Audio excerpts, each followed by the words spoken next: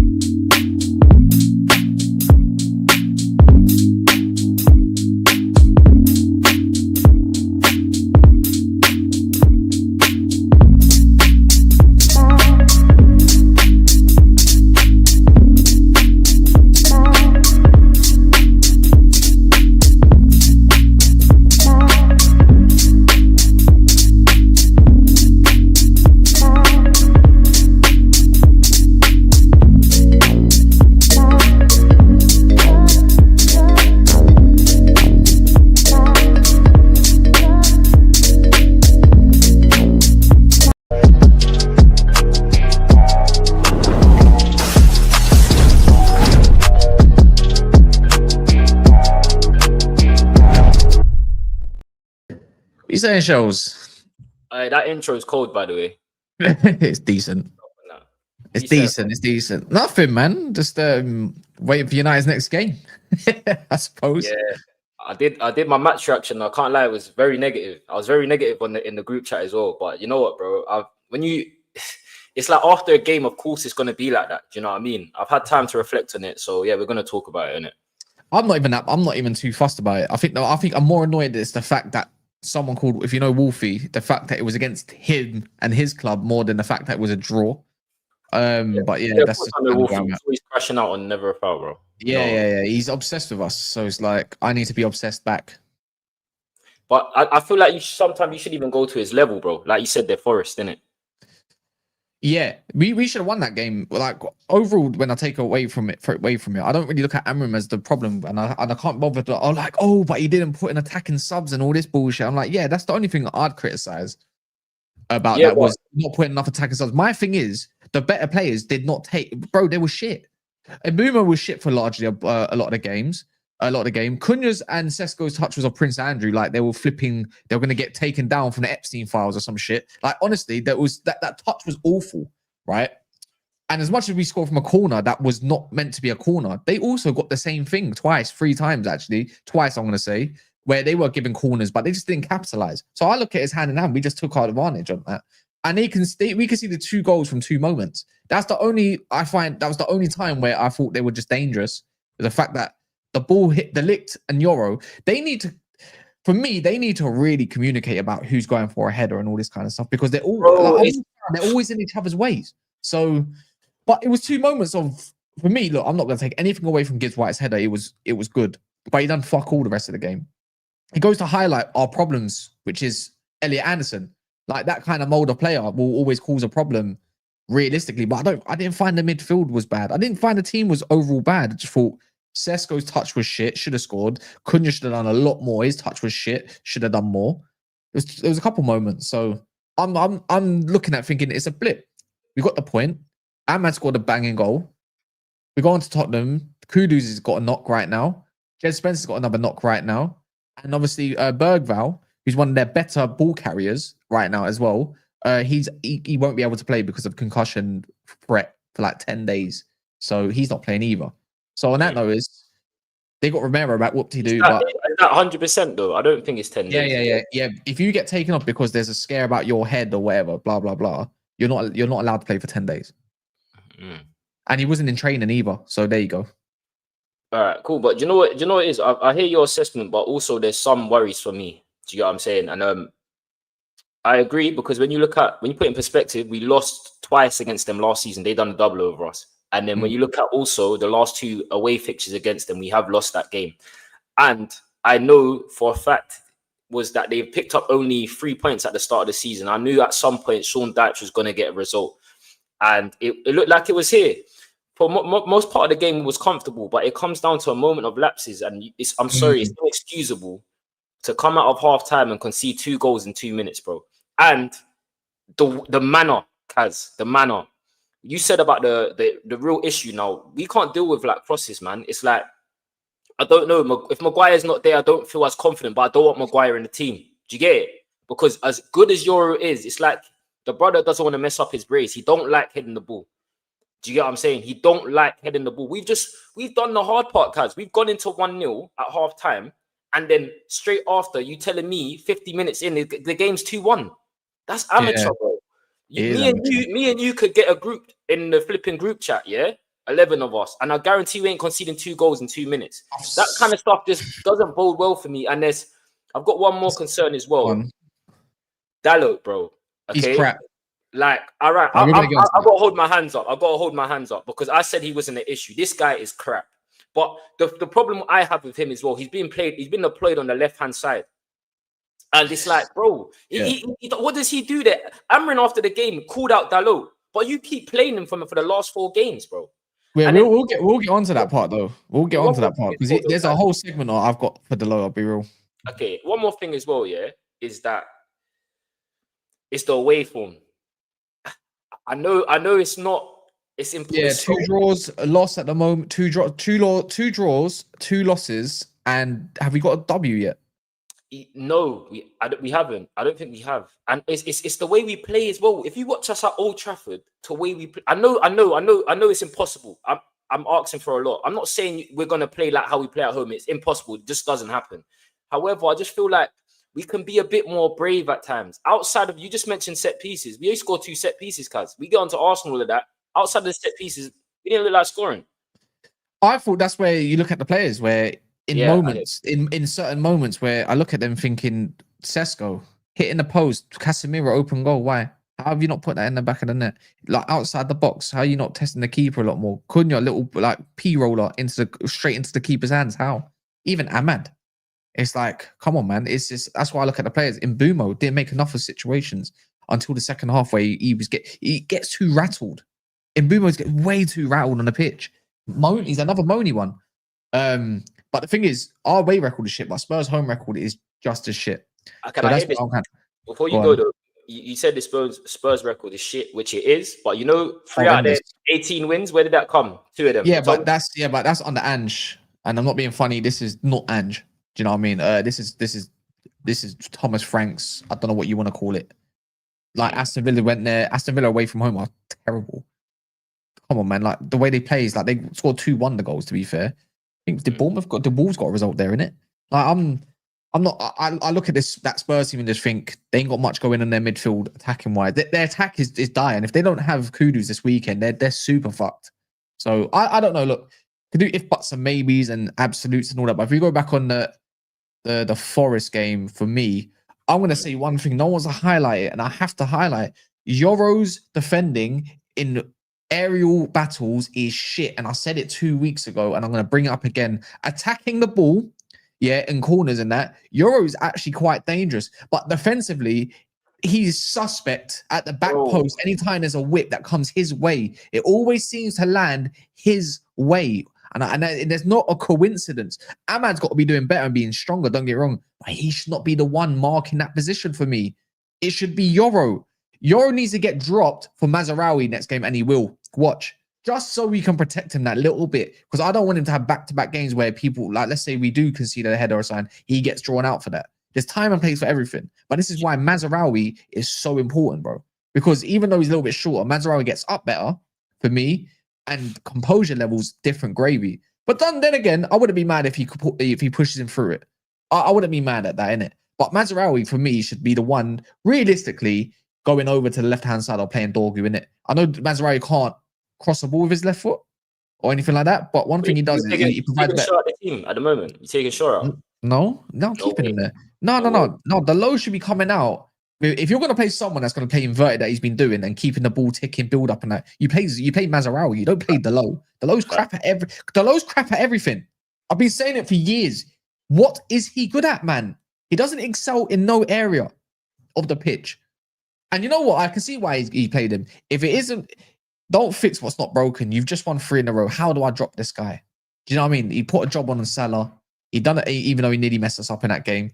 You know, when you look at the other games, Sunderland, he was actually quite good, to be fair.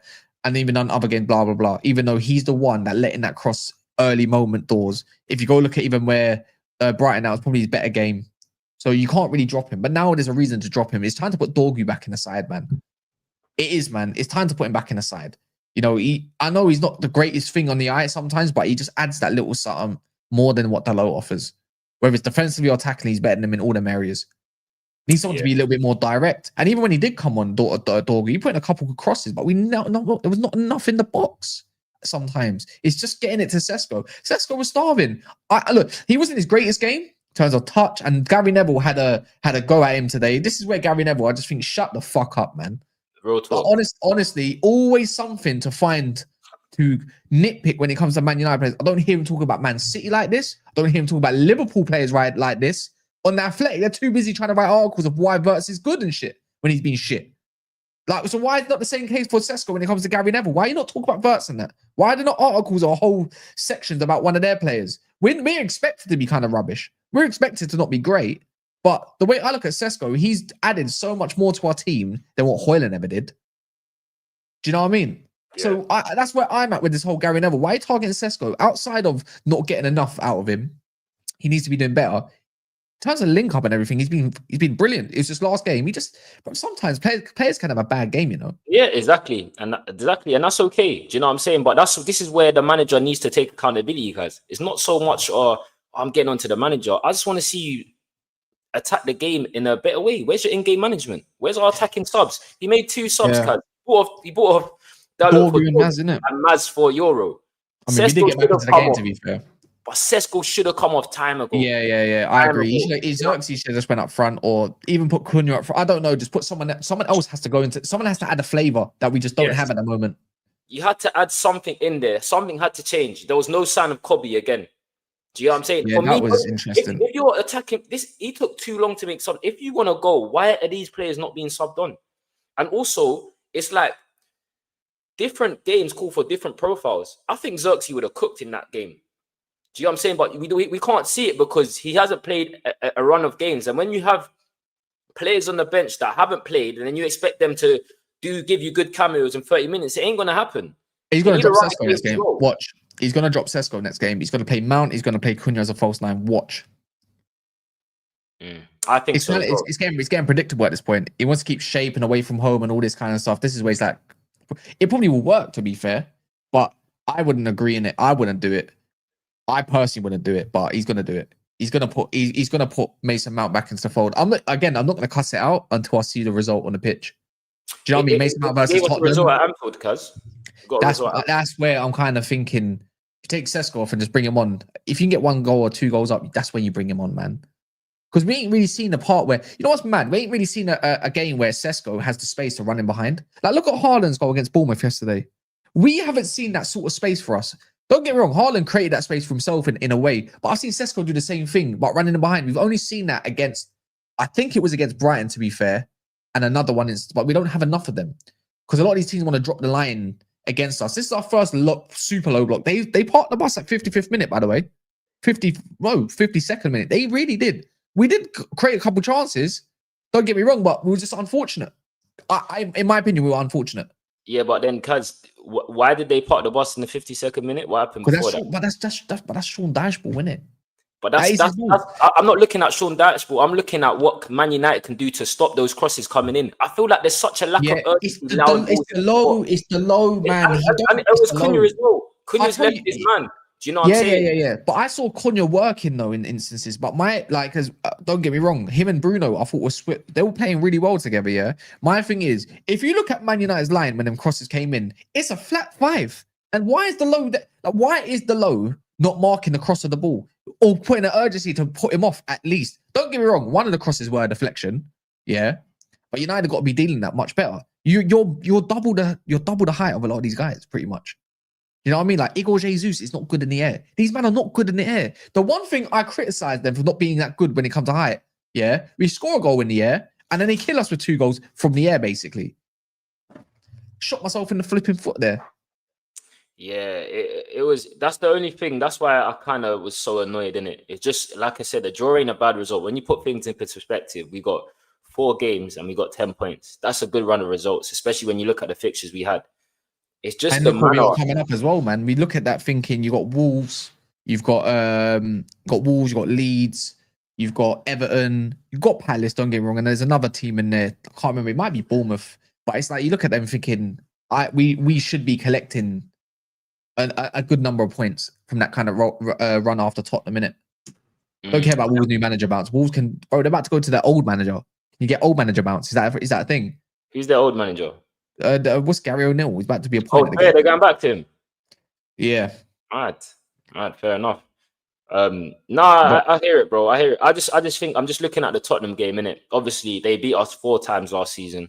I know it's under Ange, but we owe them a result. I watched them against flipping Chelsea, bro. They were diabolical.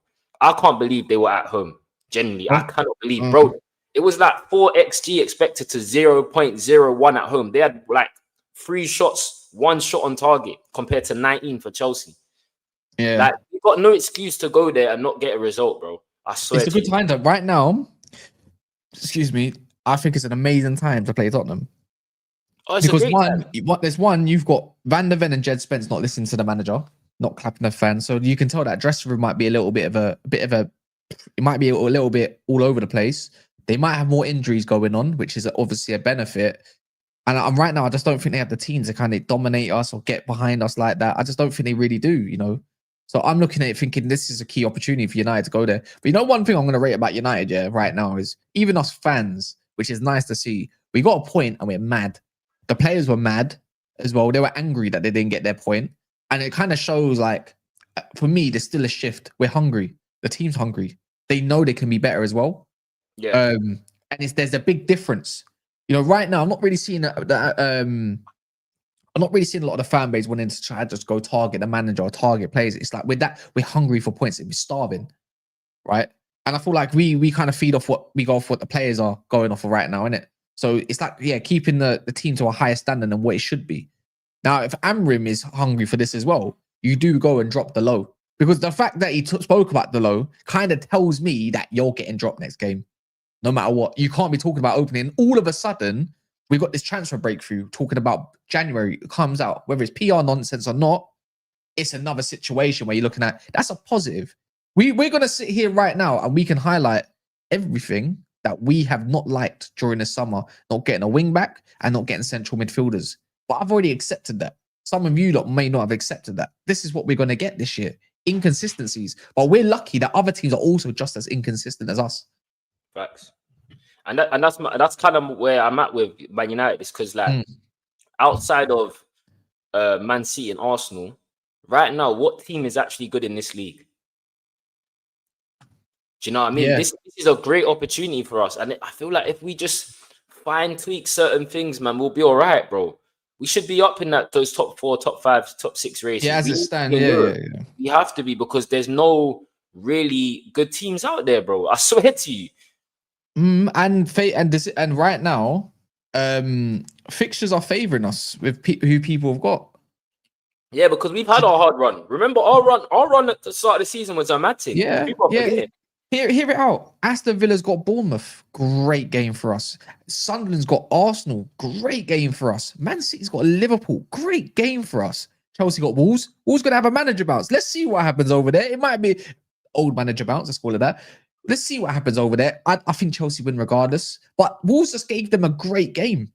Do you know what I mean? So I'm looking at, and there might be some other results that could go our way as well. Like who has Palace have got Brighton. That's their derby. Another result for us. And now we got Tottenham. This is the prime opportunity. I look at United thinking, by the end of this week, we should, and to international break, we should be looking at this thinking, we're in the top 4, considering our position. And then we've got a few minnows that we should be beating. We always beat Everton at home.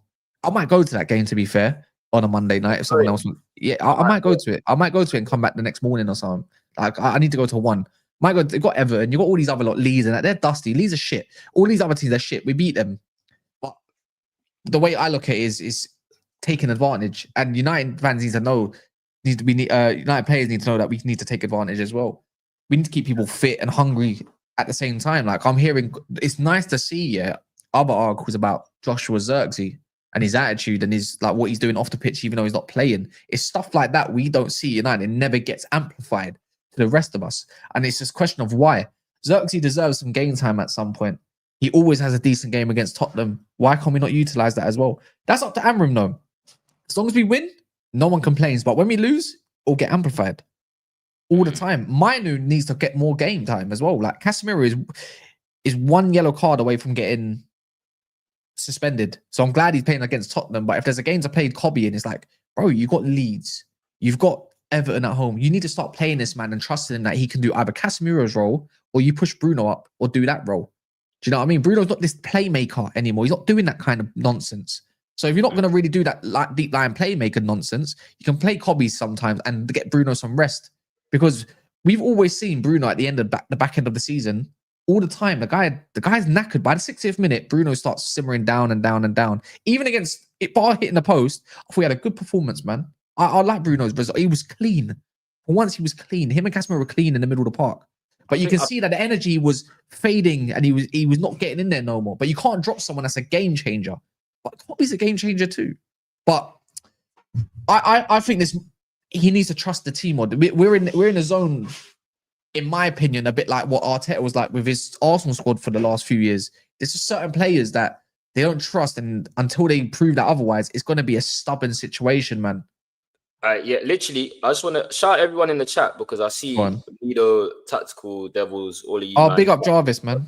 Johnny, big up Jarvis as well. But Johnny Hill, this is what I was saying earlier, bro. You make such a great point. What's even more stupid that we get told these players want game time, but when these other players go to AFCON, these players have no minutes, which they won't be sharp.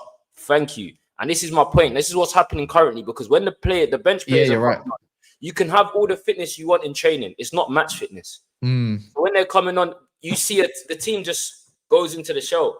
Do you get what I'm saying? Like, we don't play the same football. The subs are not making an impact because they got no game time. So I know. I was pleased to see a team unchanged team for the first time under his era. But there's also this. You have to get the subs involved at some point, bro. But I disagree. You know why I'm going to disagree with you? Yeah, when we come back from the break here, after the Monday night football, 6 days later we got Palace on a Sunday. Yeah, but remember when December comes, there are midweek fixtures. Again, we got West Ham 4 days later. We've got Wolves. 5 days later we've got Bournemouth. Yeah, and then you get a little bit of a break. And then after that break, that 7 days break, when teams go 23rd, I think they're flying out. We're having Boom on that for Villa. But after that, 5 days Boxing Day, Newcastle. 4 days after that, you got Wolves again for some reason. Do you know what I mean? And then 5 days later, you've got Leeds. Bro, there's a lot of games. And 3 days after that game, when January hits, we've got another game against, as it stands, let me see what it says, Burnley. So you look at these games thinking, there's a lot of games coming up for players to start filtering in their game week time. So when AFCON does hit, they should have match fitness. They should have something a little bit more sharper. People forget December and January, part of January, is mental for a lot of games. I hear it, but I hear your point. I get that as well. But for me, even now, I just want to see a bit more use of the bench, a bit like against Brighton, isn't it? Like, bring on the bench. Just the match against Forest, bro, was crying out for attacking subs. I agree. This is crazy to me. Do you know what I'm saying? It's just on FIFA or like Football Manager. You're drawing a game, just bring on another player. See, give the defense something to do with. Do you get it? Yeah. Do that, and that's the only thing I'd say. But I'm over it. I definitely was negative on my match reaction, negative on the day. But hindsight's a beautiful thing. Once I've calmed down I'm like, all right, cool. I didn't even do a match reaction. You know what? I just couldn't be bothered. But overall, like I probably should have done one. But when United, I find it so difficult. When United have drawn or lost, I find it so difficult to do a video, man. Bro, I swear, I don't know. I feel like I need to breathe, innit? I feel like I need to breathe or do something.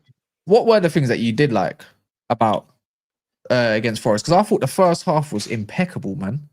I was thinking like, bro, we're playing ball, you know, like we're keeping the ball nicely. We didn't capitalize though. That's the only thing I can say negative. But I thought there's a few positives in that game, man.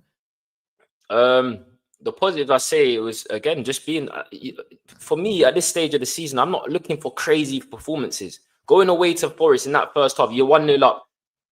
They didn't have a shot on really on goal, or that I didn't feel threatened. That's a good performance for me. I'll take that, especially with where United are at. It's just again, I have no problem with the general play in terms of what I saw on Forest because I understand that I'm not stupid. I understand how the Premier League works. Do you get what I'm saying? You're not every game is going to be different, regardless of who you play, regardless of where they're on the table. You go to a away side, it's going to be a difficult game with the situation United in. It's just the lack of concentration for that 5 minutes that pissed me off. Yeah, I couldn't shake my head around it because I don't even do that. I'm going to play 6-a-side tonight. My team, I'm the manager of that team. My team concedes 2 goals and everyone's getting, you know what I mean? So, well, who would you drop other than the like? Obviously, the low is the main one, isn't it? The low needs to be chefed out of the way, man. Because everything's nice down the right, but it'd be nice to have some balance down the left, innit? We're not getting that right now. But what would you change? Do you drop Sesko? Do you drop Cunha? Do you drop what would you do?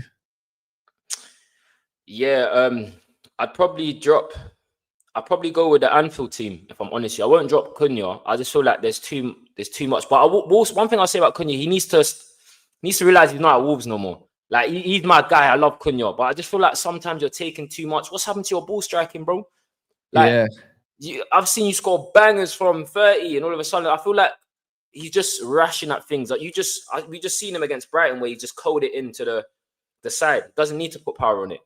I just feel like we need to be a bit more concise. But I'll probably take out Sesko and go with the Anfield lineup and put Dorgu back in or Mazzari. I'll put Mazzari back in actually. I would as well. I'd put Mazzari in for Euro, and I'd probably put Cunha up top just for the false 9 thing. Yeah, same. But for me, and then I dare I say I'm putting Mason Mount back in the team just because I want to pummel these lot and I want to win the ball back quick. I think one thing you do have with Sesko when he's on the pitch compared to like a Mount, our pressing with Mount is 10 times better. We win the ball back in many situations, isn't it?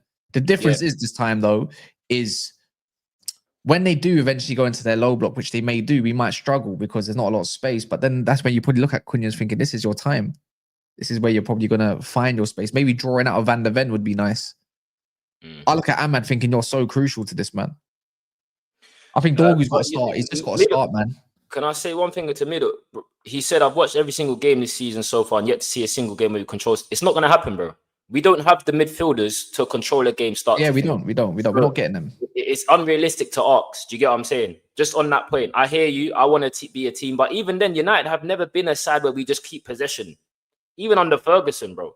We want a high possession team.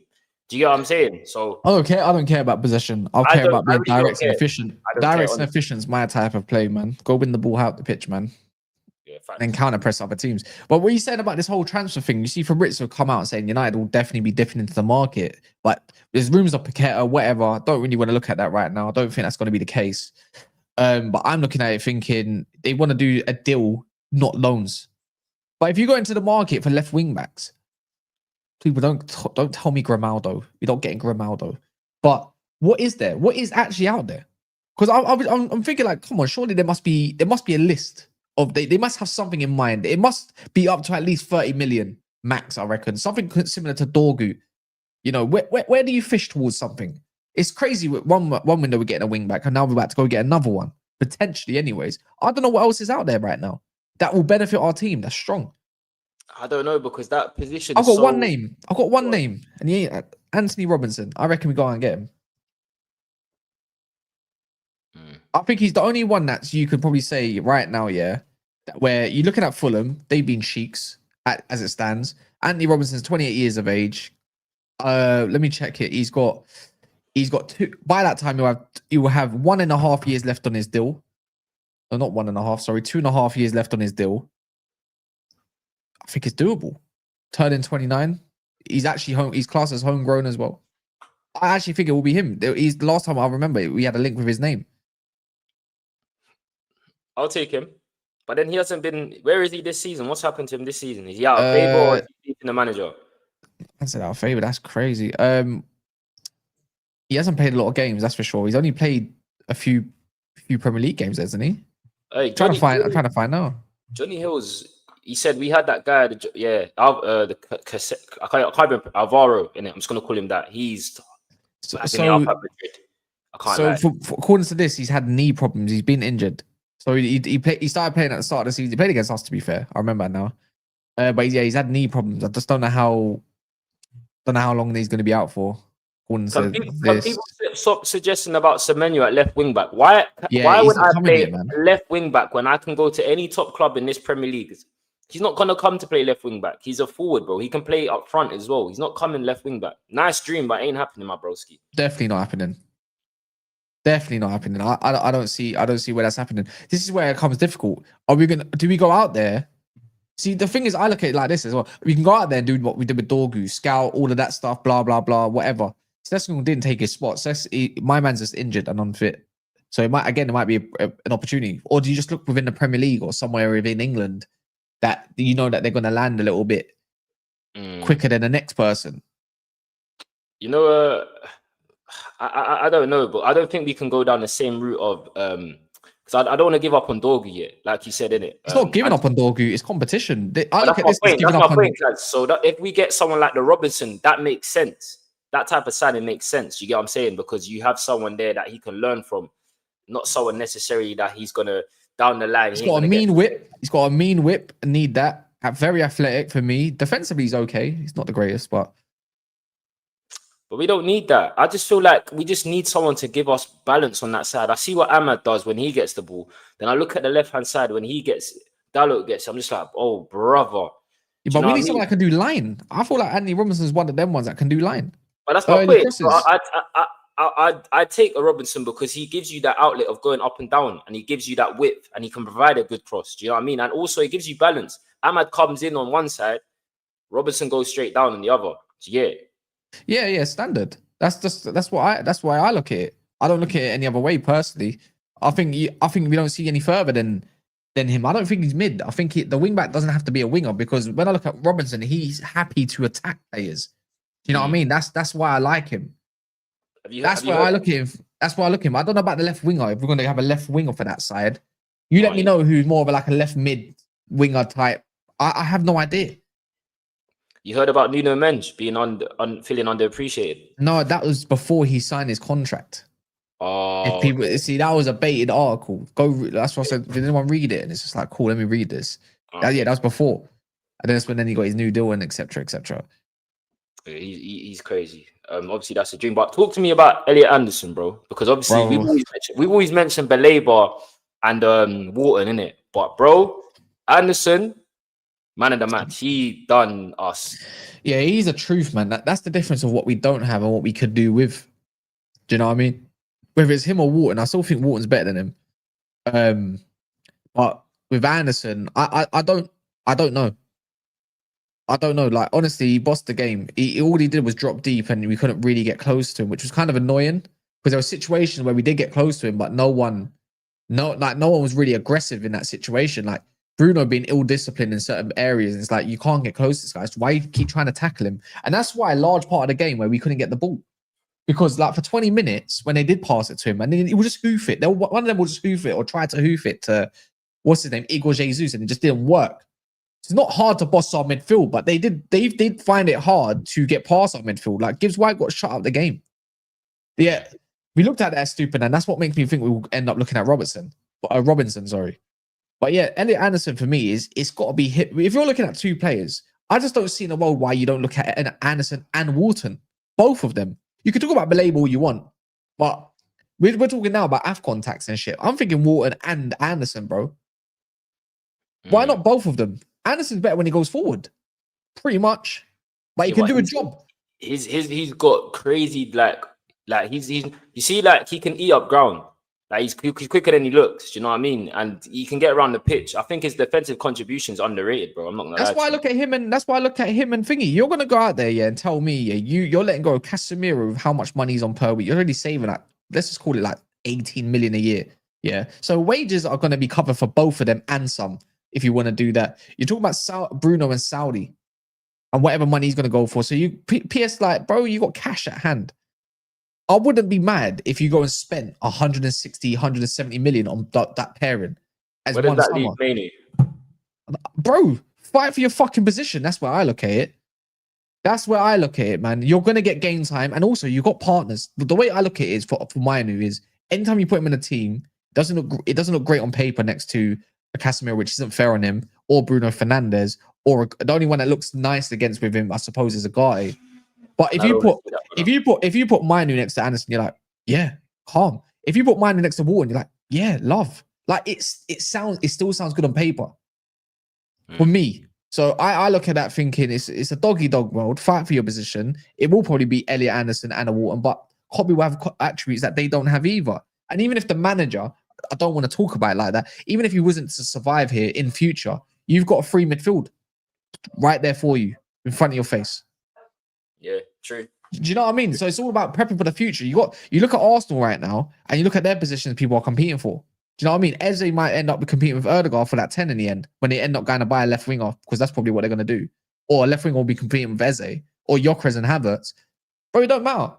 My thing is start getting some English core players that are going to play with each other, that are suited with one another, and partners, and all about balance. Just the one thing I hate about United over the last how many years now since Ollie, there's been no balance. Next summer is that time to have balance. Because if you're telling me you're gonna have Angelo Steeler then mine in the midfield, you're trying to piss me off in it.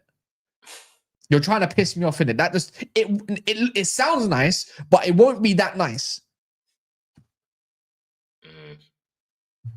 Because Maguire is gonna probably go if he doesn't sign a new contract. Shaw will eventually go, so you're gonna have to replace that with some more English players. That's the way it works.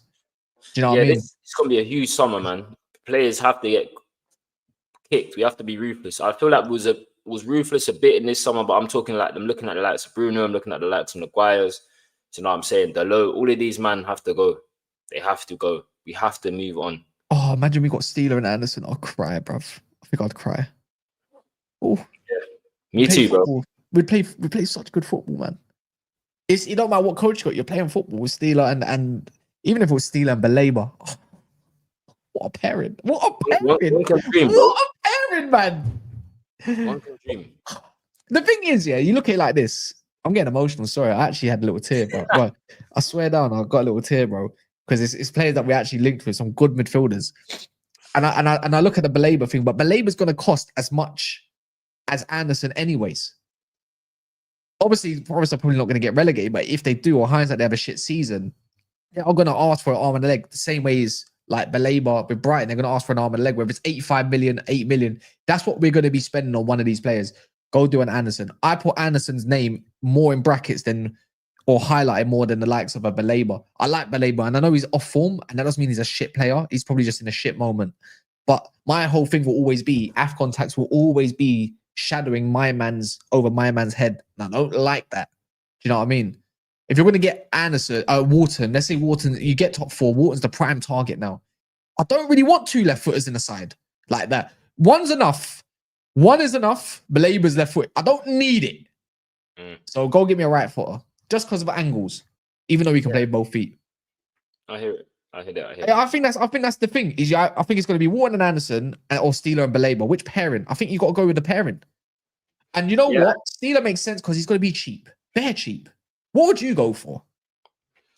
Wharton or Anderson or Steeler and Belabor? No, I mean, if you even had to do all of them, what would you honestly go for? What would be your thing? What would be your pairings? I'll probably go for the most unrealistic one in Belabor and Wharton, innit? Oh, you get them two instead over Anderson. You've done all this glazing for Anderson, but now you're saying them two. Hold on, though, cuz this is one game. I can acknowledge Anderson had a good game, but all summer I've been prompting for Belabor. I can't lie. Yeah, you're not wrong. You're not wrong. In 10 games, bro. You're not wrong. I do think if you're gonna promise Belabor the world, Yeah, in the summer, pretty much. I'm gonna guess so. Yeah, to not go and get him now at this period in his mind, thinking I'm going to Man United next summer, then surely you're a bit of a prick. I'll be honest. I know it's a dirty world out there, but you're a bit of a dickhead. You don't have to convince the player to come over. It's quite an easy deal to go and do. If Brighton are to have an off season, bit mid, Balaba's been hot and cold. It's a good. Let's call it for what it is. It's a market opportunity. League Gunner's favorite word. Market opportunity, isn't it? Facts. Because I even saw him at Old Trafford, bro. He had a stinker as well again. Yeah. He had a horrible time. Yeah, but I wouldn't say Balaba's not serious. I think that's just a young kid, man. Remember, he is about 20, 21. He is a kid. Can't look at him as a grown man. You can link to Man United about all of these wages. His I know head's how gone. you come from Africa. It's different type of, you know what I mean, bro. Especially when Hurtzel's talking. Especially when Hurtzel's said on more than one occasion, bro, man's head is gone. He's so left at the moment. It's in Manchester right now. He's probably thinking about playing with his countrymen in Mbumo. You know what? Even in Mbumo, it's going to be worse for him when he does go to Africa and takes away the heat off of them. But Mbumo is going to be in man's ear. And I'm pretty sure Nana's going to be in man's ear a little bit as well. It's not like Nana's going to slag off. By the way, we're getting a fee for him. Love. 100%. He's playing well over there. He's doing well. He's doing well. There's something about African players in Turkey, man. It just goes hand in hand as well. It's like a good combination until the racism kicks in. So that's the only down point about Turkey, innit? But he's doing well over there, though, from what I can see. Yeah, and that's the thing as well. Like, I'm all good for these men doing well, bro. It's just because I dislike you at my club, it doesn't mean I hate you once you're gone, bro. Once you're gone, I ain't my problem no more, brother. Yeah. I'm in my feet and that we're all good. We got to look at some. See, another thing is we got to look at some of our youth and start taking some of them serious. Because I look at James Garner and that's a big miss. Why we let him go in it? But if Shea Lacey's gonna come in, is he seriously gonna come in and be the understudy? Because I look at that thinking he's a left footer. He probably could be a good understudy to like him Boom on that right hand side. Mount's not gonna stay here. They're not gonna keep my man on 200 odd grand where he's on per year. He's gonna eventually go, you know. There's a pathway for that kind of position if Amram is to stay. And you look at these other ones, it's JJ Gabriel. Apparently he's shit hot, right? So you're gonna have to think about it. And he's like an attacking midfielder type player. That's another one. This is what I was saying. Remember, we had a conversation about this earlier. I said it's so important for the academy players, our top prospects, to see a pathway into the first team. If they don't see that no more, these bigger clubs are going to come. Yeah, but not everyone's going to make it, though, unfortunately. And you look at players like which is fine. Look at players like Morehouse, and I'm thinking, if there's a spot and there's a third midfielder, you don't need to buy 3 midfielders. If Agati's getting sold, I'm telling you now, yeah. If Manu is to stay and you're going to get 2 midfielders, put an academy prospect in there that's up there, that's about 18 years old, whether it's Jack Fletcher or it's someone like Morehouse, you include these lot. Because that's what United are built upon. That's what we're known for. Do you know what I mean? Start getting a lot of these lot in. We got so many techie midfielders in our ranks. A lot of them will get sold this summer. A lot of people are not going to like it. But we've got to start using them more, in my opinion, as well. It's not the season for it now. But for next season, if you are to get European football and you want to start taking Carabao Cups and stuff a little bit more seriously, then this is the time for it. Shea Lacey's training with our first team squad pretty much all year. So is JJ Gabriel and that. So it's like you've got to start including these lot. He has to stay fit. He's been fit though. He's been cooking this year. He still had one setback. Just one. You know what? I think they put down his injuries a lot too as well. His growing pains. He's very short, obviously, but a lot of it is growing pains that's not mixed in well. But how much that is, I don't think Mantato's going to make it. I'll be honest, lads. I don't think he's going to make it. Neither. But he's a good player though, man. Because I feel like he would have been integrated from now, especially with us struggling in that position as well. That wing back position as well. Diego Leon, I don't know how good he is. I'm not really keeping track in it. We'll see what he's about next year. A mad goal the other day. Yeah, he ran past everyone. He's a little fight. He's a little bulky fury, like little. You know what I mean? Oh yeah, Kone's back to return as well. There's another one. There you go. Just said his name. If he's that good, include him in the fucking team. I know he's going to go back to the under-21s. Put him in the match day squads at least, bro. He has been. Yeah, I know. Let him get. He's been injured though, isn't it? Injured. He's another one. That's probably the one that's going to come in next year and probably give someone a run for their money. Yeah, he's the one I really want to see. Bro. Yeah, people, make sure you smash the likes. I don't know what they're on at the moment, so if you can do that, love for that. What does it say here? 42 likes. That's very stinky. Make sure you subscribe to Shells as well. shows his names in the title. He does match reviews, all of that United stuff. So it's a blue link. You can't miss it. But other than that, I don't know who else is I'm live. start going live as well. I'll go live on my channel, my boy, but I'm gonna start going live on my own channel as well. So Yeah. I don't know who else is live. Is there anyone that we can redirect to? I don't know. Wait, is my man even on? Is Coppish on? So I'm not really I'm not really subscribed to a lot of people, innit? Oh, and Kaz. Yeah, man, that's my personal channel, man. I typically hide people's channels because I can't be bothered to see their shit. But let me see, is Coppish going live or not? I don't think they are. Are you not on with him usually? I usually am, but I don't think he's not got nothing set up. So, I mean, Touchline's live, so why not? Let's go to Touchlines. Anyways, people, in a bit.